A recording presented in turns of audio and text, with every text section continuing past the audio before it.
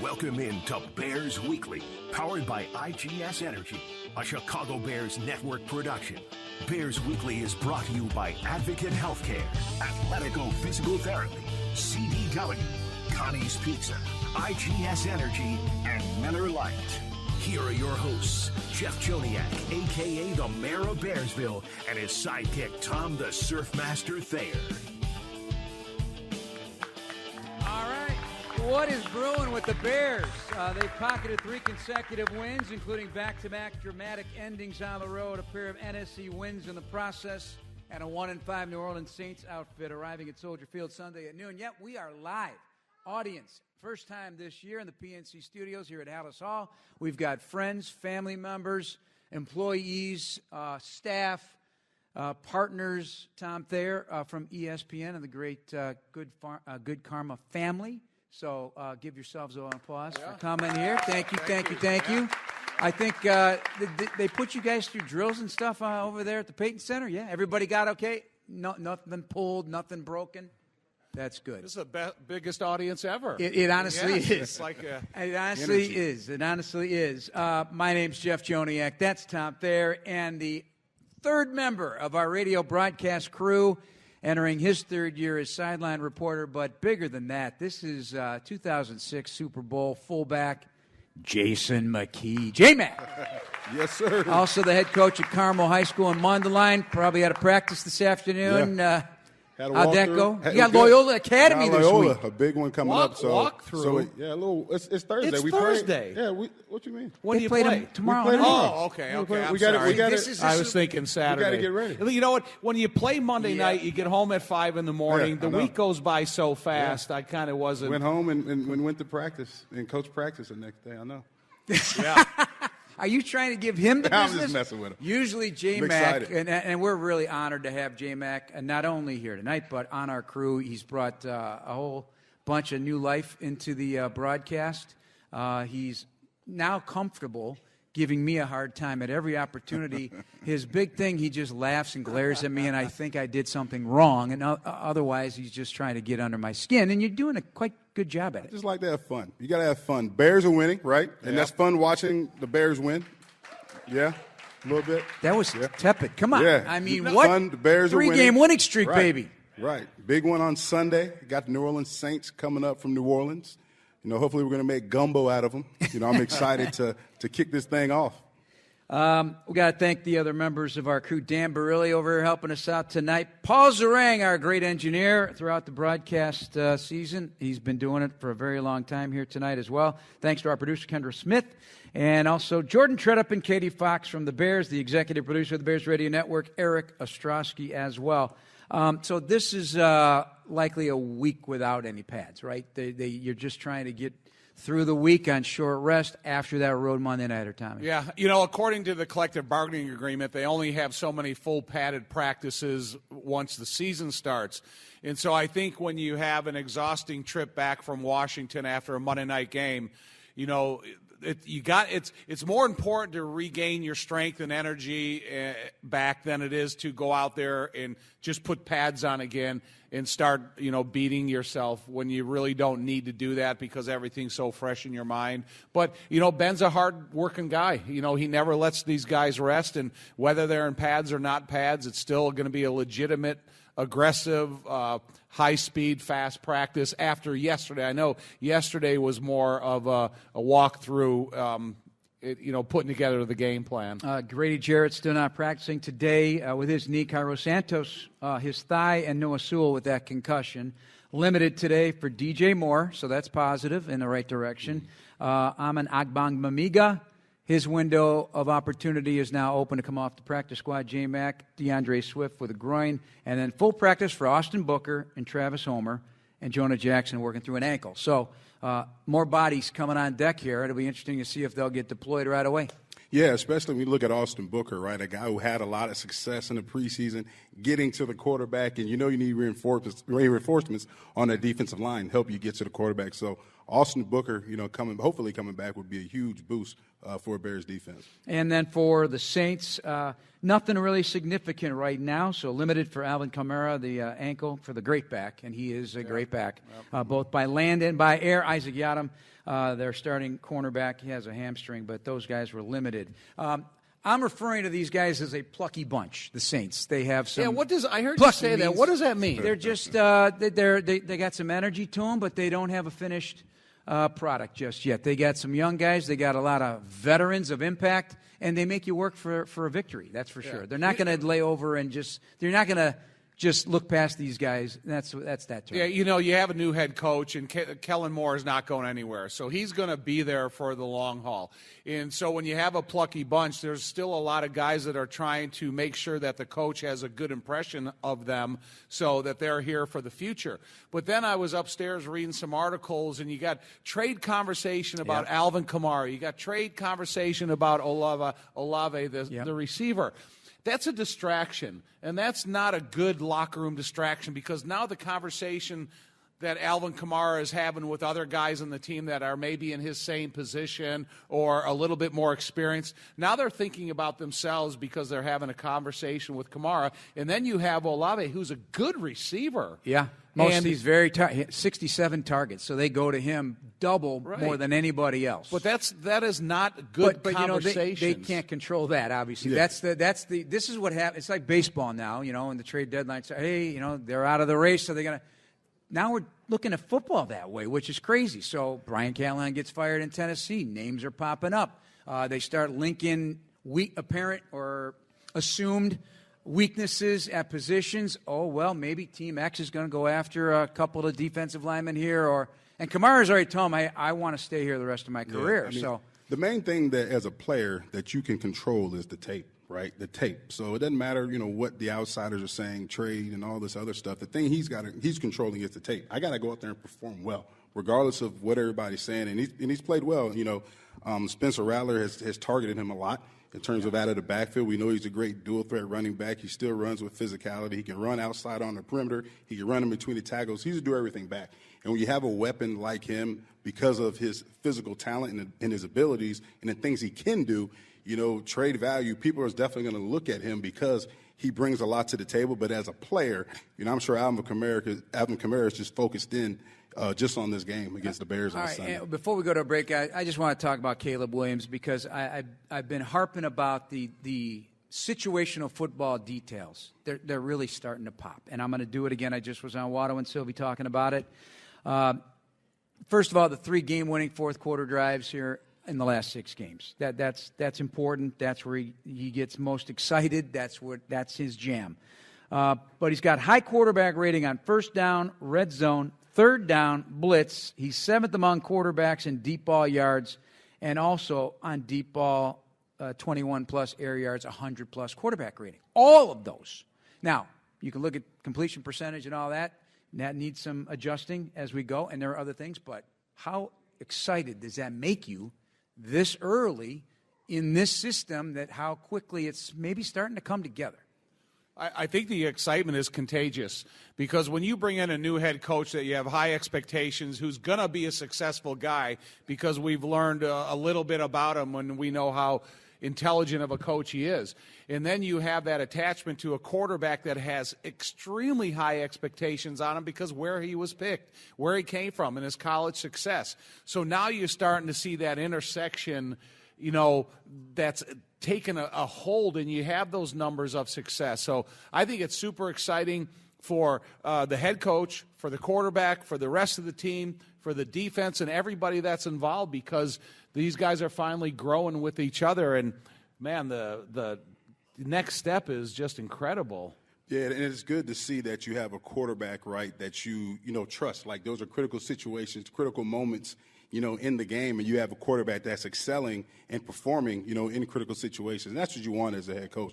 You want to see a quarterback that's thriving in adverse situations. All right, we're going to take our first break. When we come back, we'll delve into the defense. It's making plays, man. They are taking the ball away at a high rate. Let's hope it continues and really becomes a bonanza, getting the ball in the end zone like J-Max guys and Tom's 85 Bears defense. They love to take it away and put it in the end zone. That could be coming next. But we'll be back next here on ESPN 1000 and the Bears Radio Network.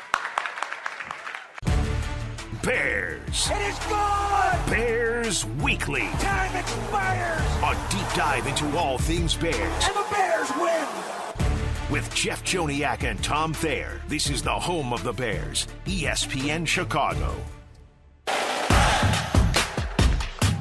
This segment of Bears Weekly brought to you by IGS Energy. Jeff, Tom, and J-Mac. That's how we say it on game day. We're saying it right now. Good to have you here with our friends from ESPN. Tom is a stickler for we're signing in the commercial breaks here at Halas Hall at PNC Studios. No, please. And we're signing footballs and things. And Tom is very, very upset with J-Mac right Jeff, now. Why? What's wrong with Tom today?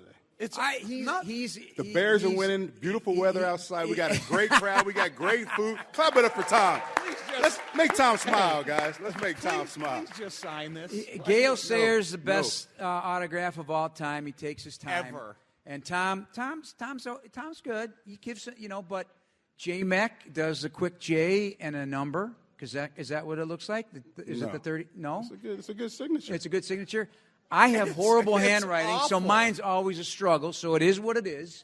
We all can't be like Big Tom. Yeah, you're surrounded by impressionable youth as a high school football coach, and you should encourage your kids to write their signature. Go that's ask readable.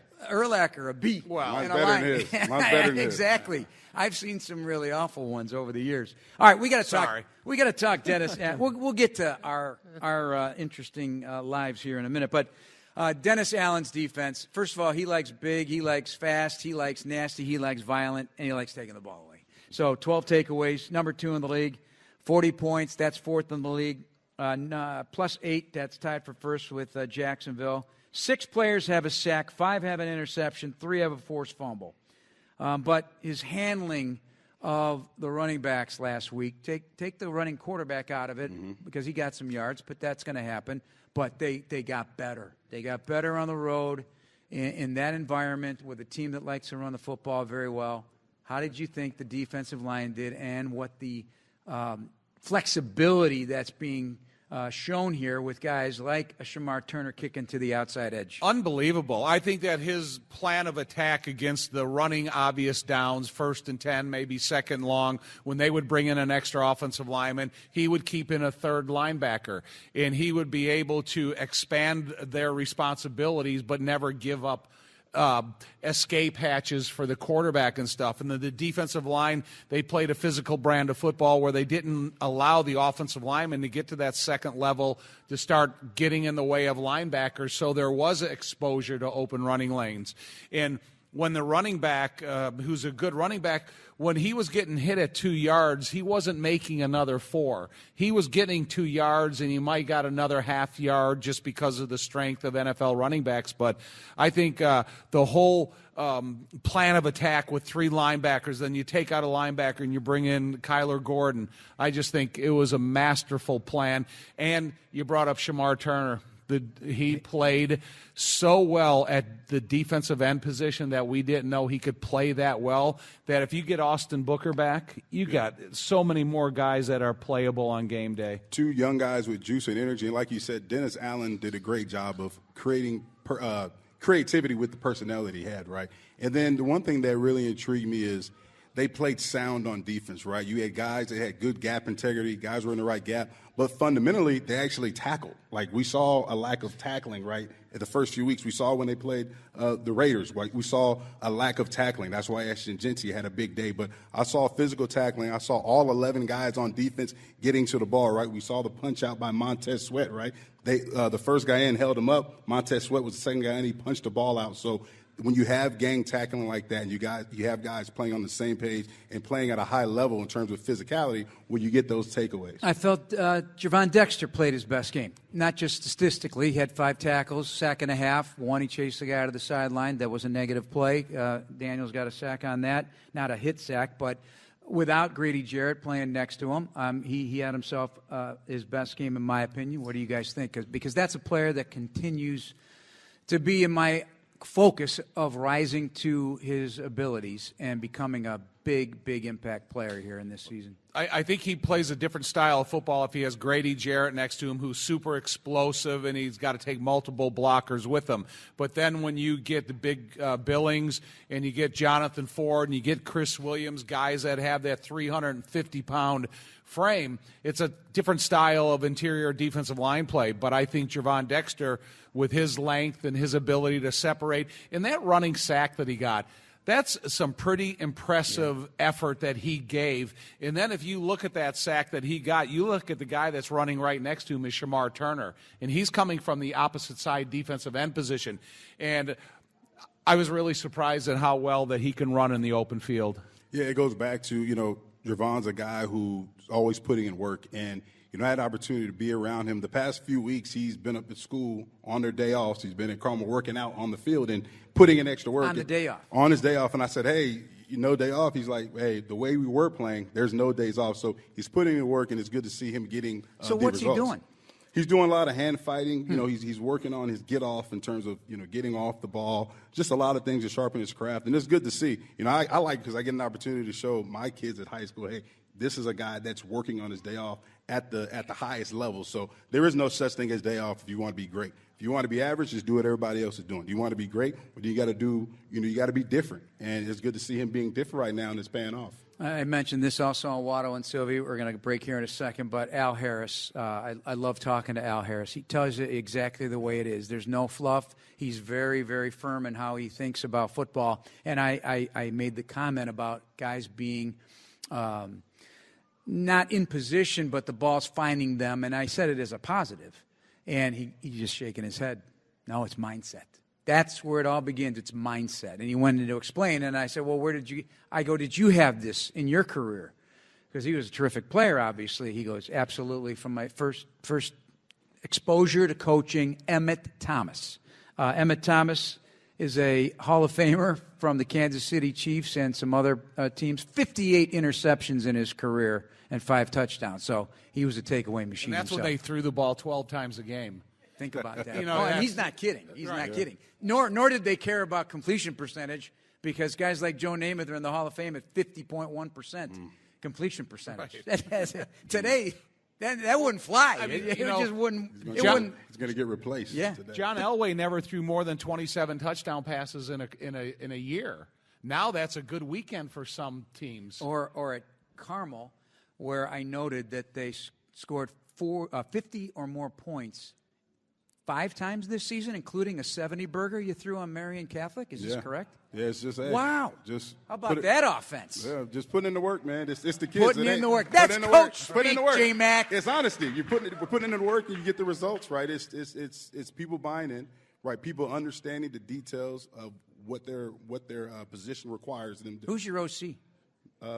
Me and Coach Taylor. So it's right. both of us. Yeah. Did you hand out questionnaires to these kids to get an early enrollment in Carmel Mundelein? I need to. All right, we're going to take a break. Coming up, we'll delve into the special teams, and we're going to dive into these guys' lives, why they're here post-football on ESPN 1000, the Bears Radio Network. Bears Weekly is back, and so are Tom Thayer and Jeff Joniak on ESPN Chicago.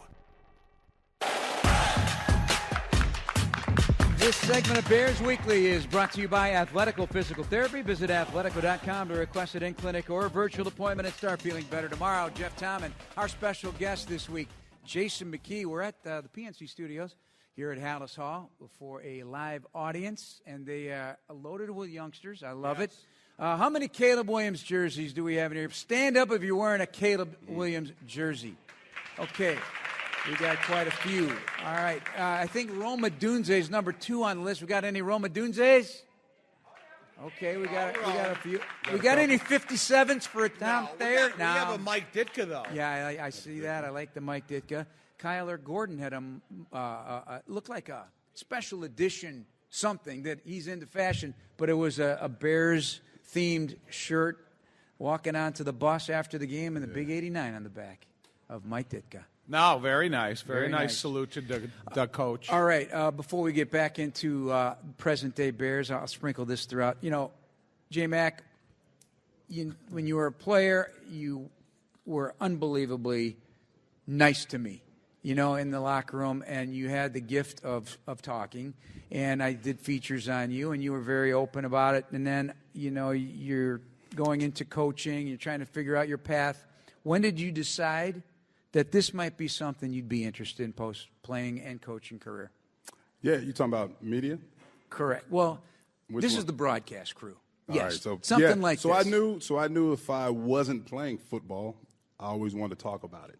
And, I used to watch games as a youngster and just listen to the commentary, and I would mimic the commentary, and my parents, they would laugh at me, but I always knew that was something that I wanted to do. So while I was playing, I had an opportunity to do an internship with the Bears Broadcasting. I don't know if it was a network, but just an internship with Bears Broadcasting, and had an opportunity to be around people like yourself and, a lot of great people who I've learned a lot of things from, who have given me good advice, and kind of watched their careers and worked on my own craft, and then had the opportunity to do this. And if it doesn't seem like a job when you get to talk about football, break down the game, interview players, like it's fun. Are you getting a kick of being on the sideline, in the thick of it?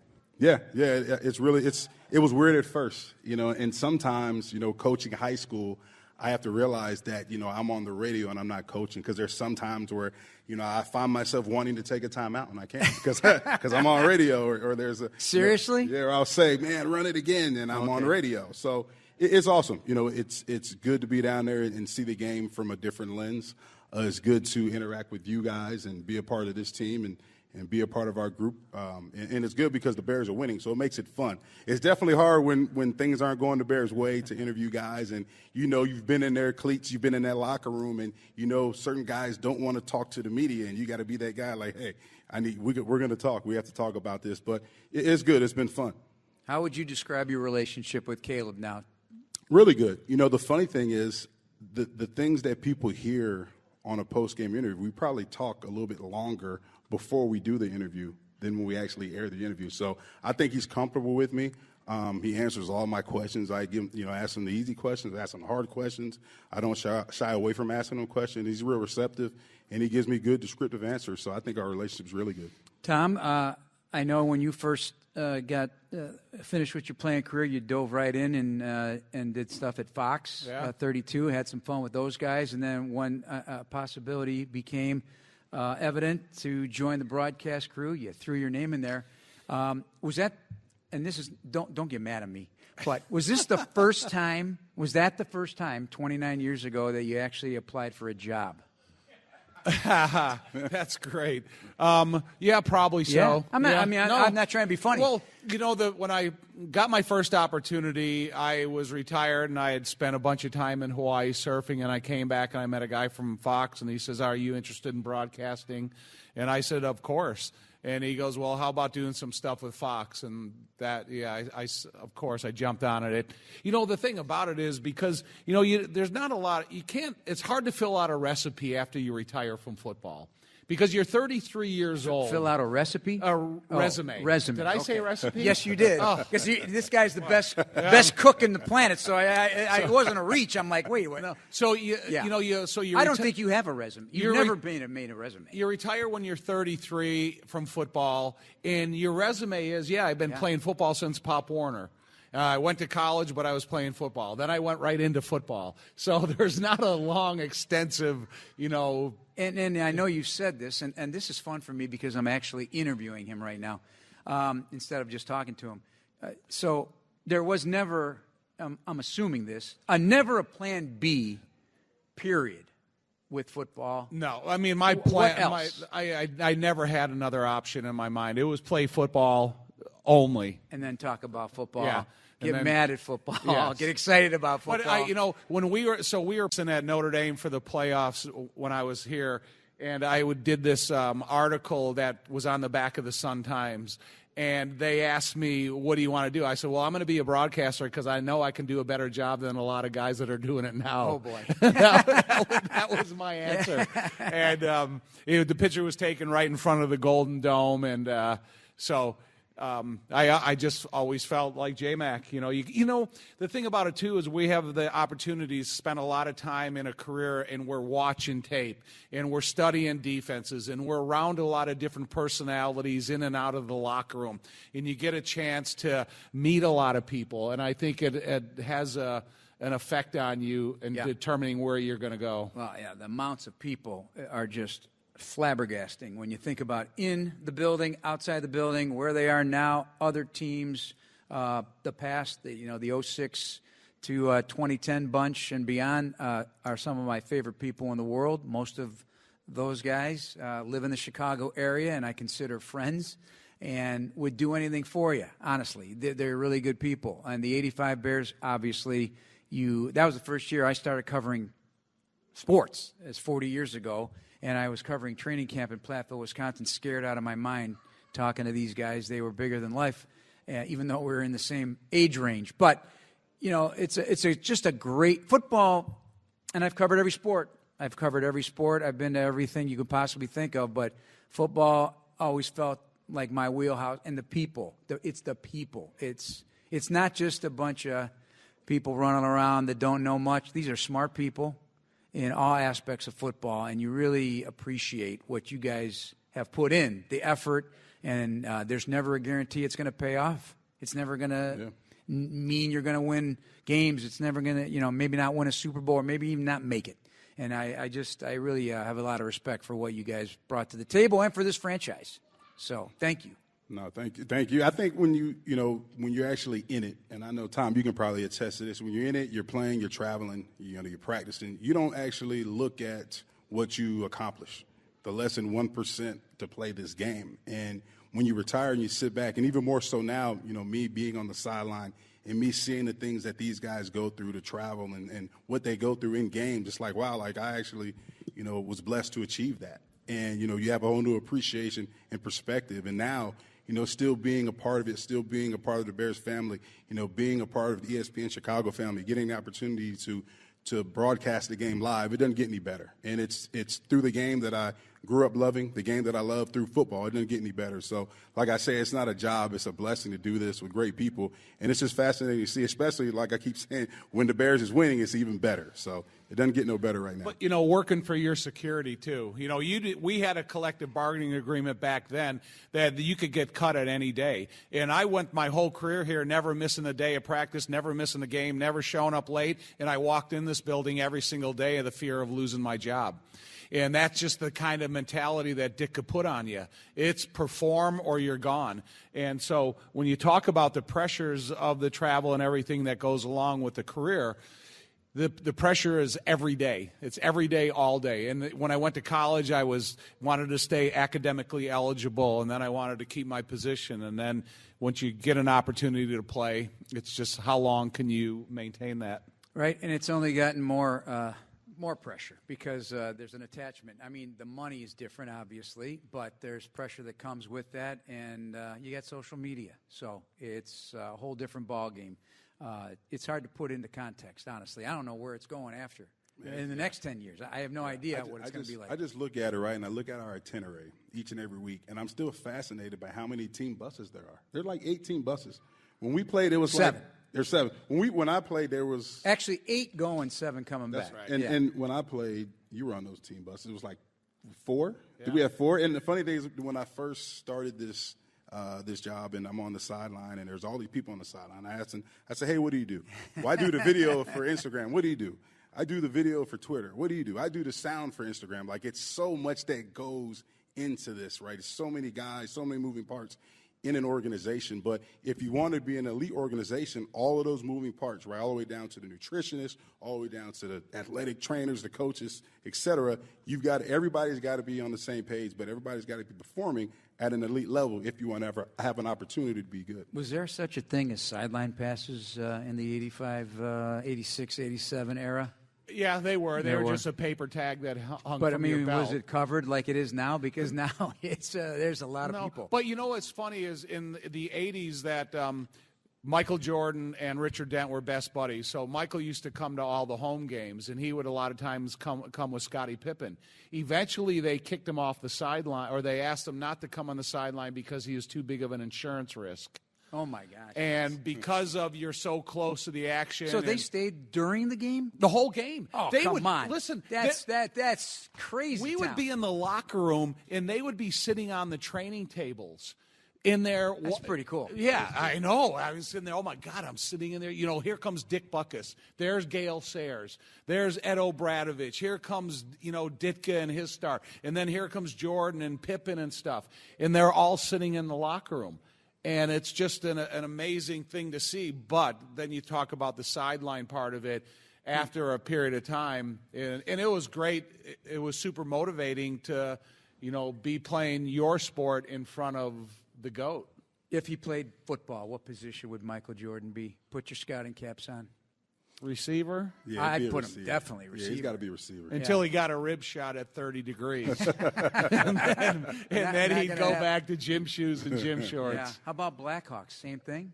They come down there? Yeah, they were there a lot. That's pretty cool. Yeah, I like it. But they're kind of normal sized people, so they blend in a little bit more. When you're seeing like 6'7", when you're seeing 6'7", and normal size. I still want one rep. You ain't normal size. I'll take the ball from the 2-yard line, one-on-one at Soldier Field before a game. Let's go, baby. Let's go. And we're gonna just one. We're going to get all those video people I just talked about, the Instagrams, the Twitters, and we're going to give you one rep. I tried that once with Little Z, who's our parabolic mic guy, and he's a large man. He said he depleted you. He told me about this. It wasn't pretty. Yeah. It wasn't. I'm just a little guy, 5'7.5" on a good day. We're going to take leather a break. shoes. Yeah, exactly. High tops. Wingtips. Wingtips. Yes. All right, we'll continue our conversation. Start to take a look at the New Orleans Saints, the opponent coming to Soldier Field. We'll have the broadcast for you noon Sunday from Soldier Field. This is ESPN 1000 and the Bears Radio Network. Welcome back to Bears Weekly, a Chicago Bears production on the flagship home of the Bears, ESPN Chicago.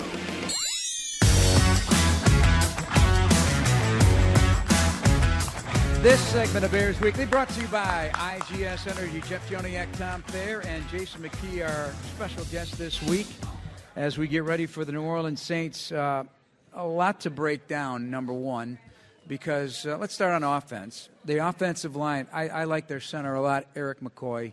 He's been a multi-time Pro Bowler, but 7-year veteran, leader, captain, the whole bit. And he kind of starts from there. But they've invested a lot of number one picks. Yeah. Taliase Fuaga, I really liked him at the Senior Bowl 2 years ago. He's the right tackle.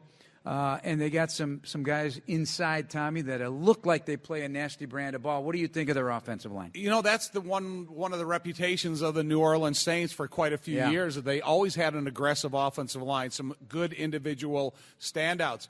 But I think when you're introduced to a new system, Kellen Moore kind of bringing in what his train of thought is and how he wants this offense to develop. And I don't think the quarterback is in place that best suits the future of this football team. So now you got to live by Alvin Kamara, and you got to get Olave, and then what is it, Shepard, the other guy, the fast guy? Rashid Shaheed. Yeah. Sorry. So, they have talent. But, I think the perfect picture is getting the quarterback that is ultimately going to be there for a period of time. But the offensive line, they're good. They're aggressive. Ruiz came out of the University of Michigan, and he plays a good brand of football, a little bit shorter, but still has a good leverage game. And I really think this offensive line, they have a chance to be together for a while. Yeah, I think when you have a young offensive line, right, you got a new head coach, new offense, new way of doing things, right? The structure is in place, right? It all starts up front on both sides of the ball. So when you have this offensive line, you can, like you said, Spencer Rattler may not be the quarterback in place, but at least you have guys that that whoever you bring in or wherever you think the future is can protect that quarterback, and they can allow you to do some of the things you want to do, whether it's, you want to be a predominantly running team or you want to live off of, play action and different things. You have the guys up front that can allow you to do those things, and they definitely have some talented guys up front. One thing about Spencer Rattler, he's got an attitude like Baker Mayfield, where he's always hasn't been the perfect size, shape, figure for a quarterback, But when he was in college, he was being considered, Heisman Trophy candidate, first pick in the draft candidate, and then things kind of slid off a little bit. But Caleb beat him out. Caleb took his job. Right. That game against Texas, they were down big, and he came back and won the game. He never played another snap. But I think he carries that attitude with him. And I think that's what Baker does as well. So, just don't go out there and think, just because, he's not the perfect template of what Kellen Moore wants. Yeah. He's still an NFL quarterback. They both, the Oklahoma, because Baker had that reputation, obviously, and definitely Spencer Rattler was a cocky kid. South Carolina, that whole thing probably had him reset a little bit and got himself drafted in New Orleans, and now he's protecting the football. Yeah. And he does have weaponry. So Tyler Shuck, they brought in, second-round pick, but he's 26 years old, and I don't know what his future is there. But, one thing, away from the Saints, because it just reminded me that Brian Callahan was fired this week. What they're doing to these young quarterbacks by firing coaches usually after a season, but this early in the season with Cam Ward, number one. And we can go down the list. It's happened here, obviously. It's happened elsewhere. And it really puts the quarterback's learning curve in a real dumper. But, the thing about that is they fired his dad, too, Bill Callahan, who's one of the premier offensive line coaches in the league.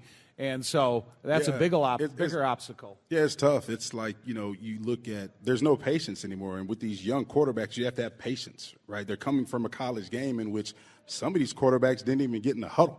They're looking to the sideline, and that offensive coordinator is holding up a cardboard that has, all kinds of different logos on it, and that's the play. He's never had to get in the huddle. He's never had to say a play call. And in the NFL, the verb is just so long. The play call is so long and so complex. And they haven't had to do that. And then when you fire a coach, right, a new coach comes with a new offensive coordinator, then it's a whole new way of doing things. Whole new terminology is different, right? Everything is different. The cadence is different, right? And you got to learn a whole new offense and then be able to go out there and play at a high level. It's almost impossible. In a year's time, it is. Yes, it is. And Cleveland has 8 quarterbacks on their payroll for some reason, dead cap or otherwise. 8 quarterbacks. Yeah. I mean, this is just everybody falls all over themselves with this. All right, continuing on now, let's flip it to the defensive side of the ball. The amazing longevity and the impact still being made by Cameron Jordan on one side.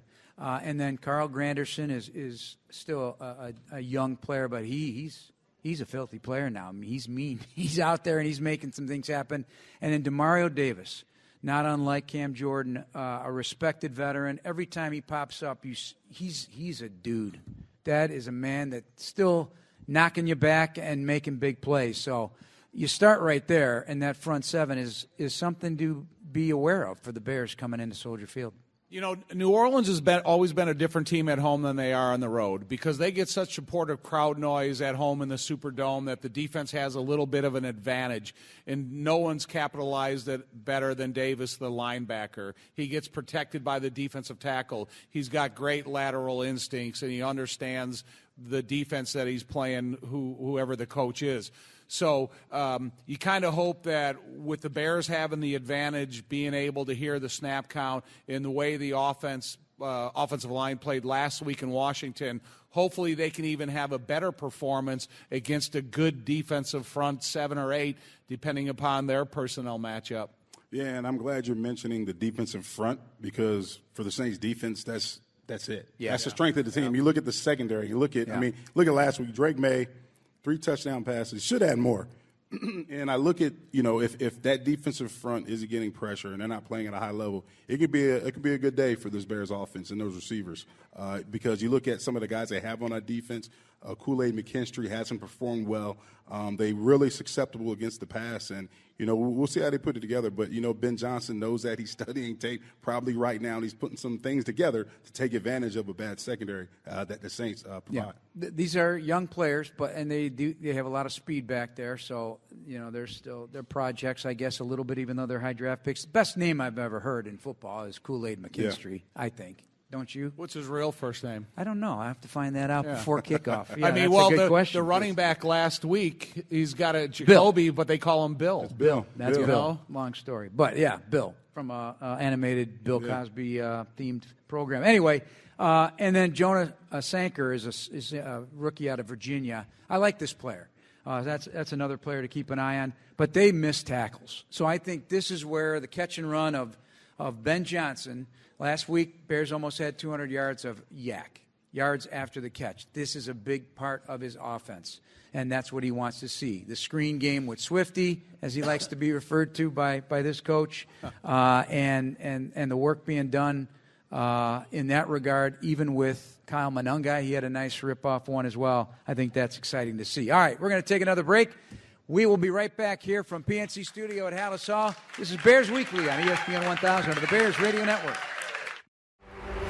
Jeff Joniak and Tom Thayer chatting about the Bears. It must be Bears Weekly. Well, if it's Bears Weekly, it must be the home of the Bears, ESPN Chicago.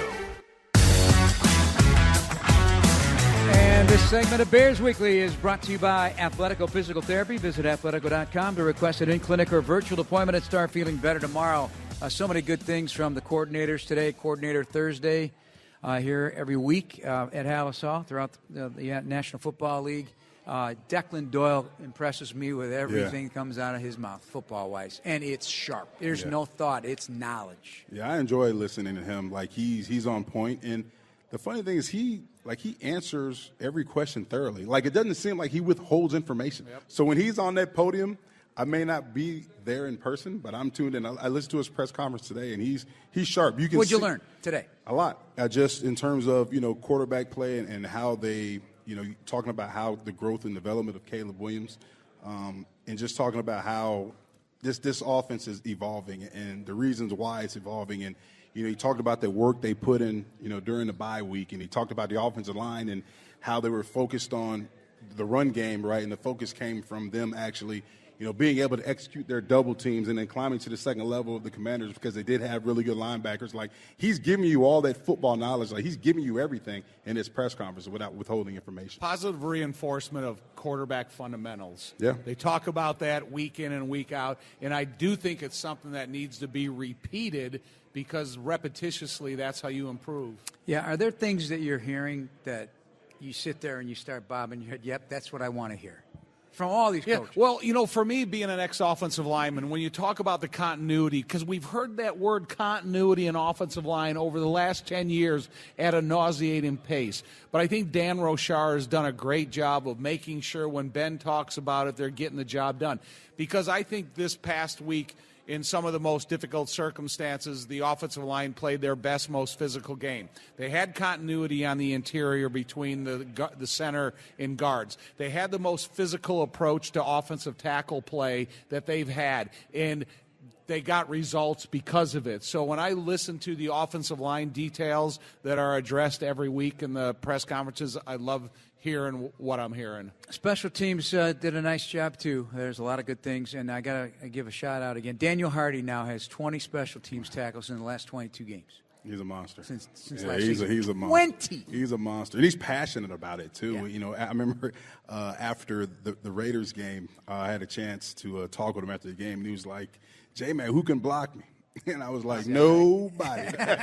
And he's showing it. He's showing it. And you got to have impact players like that on special teams, right? It's a very important phase. We had a lot of impact special teams players when I was here. And you see, due to that phase, it's really won the Bears the last two games. Yeah. I'm also intrigued by Luther Burden right now. He's had 81 offensive snaps. But when the ball's in his hands, you take notice. Like, you're ready for something. He's just not going down. He's caught 11 of his 12 targets. I'm thinking that, depending on the situation, that ball might be finding him a little bit more often, don't you think? Yeah, without a doubt. He has a special skill set, right? And you get him the ball in space, right? And he has that suddenness, right? You saw last week when Caleb Williams hit him on that 37-yard deep over route, and he stuck his foot in the ground, got north and south, and made two defenders miss. Yep. And, not everybody has that ability, and he has it. And he's special with the ball in his hand. And now you can see why he was so highly coveted by the Bears. That's why they took him in the second round, because he can do things with the ball in his hands that not a lot of receivers can do. And the tight ends haven't even been really laid out there just yet. Man, there's a lot of good things coming. Yeah. So is Tom's thoughts in our final 2 minutes of tonight's program. We ready for Tom's thoughts? Oh, my gosh, they're clearing out, Tom. Let's get to listen Tom's to this in their car radio. Yes, that's true. All right, Tom's thoughts. enjoy watching, don't think ahead, like I did today when I brought up the schedule to you? No, not that. Okay. The game specifically, because Ben is so innovative, he's so creative, he changes things so often. So we used to sit there as football players and predict what's going to happen next. That's out with Ben. There is no predictability. There is no I'm just flying by the seat of analytics and this is what I'm going to do so next. So it's like Christmas morning. You're Yes. waiting to see what's in the package. Just enjoy watching the game and watch the next play for what it has to offer you. All right. This has to be weather-related. Tarp time. Not Yes. John Tarpey, Director of Security, but tarp time. So I did some investigative research. 1 minute. Okay, investigative research. So the conditions are going to be really bad this week. They're expecting gusts of wind on Sundays up to 40 miles an hour. Ooh, so what they're going to do is they're going to put the tarp on at noon on Saturday. And then they're going to let it sit because they don't want the tarp to sit on during the nice weather because it burns the grass. So they're going to put it on noon Saturday, and then they're going to bring in extra people when they take it off on Sunday because they're expecting such heavy-duty wind. This is going to be the Nathan Vasher 108er. It's going to be windy in the booth for you guys. That's going to mess up the hair. That's going to be a problem. All right, we have other Tom's Thoughts, but we're out of time. That's going to do it for us. Thank you very much for being here, ESPN 1000, staff, family, and partners. We appreciate all of you. And to our producers, including Dan Barilli and Paul Zarang, our engineer over there, and to Kendra Smith in the ESPN studios. For Jason McKie and Tom Thayer, I'm Jeff Joniak. This has been Bears Weekly on the radio home of the Chicago Bears, ESPN Chicago, and ESPN's national coverage of the ALCS, with the Mariners hosting the Blue Jays coming up next. Have a good night, everybody. Thank you for listening to the Chicago Bears Network presentation of Bears Weekly, hosted by the Mayor of Bearsville, Jeff Joniak, and Surfmaster Tom Thayer. Podcasts are available on the Chicago Bears official app, brought to you by Verizon and Apple Podcasts. Bears Weekly has been brought to you by Miller Lite.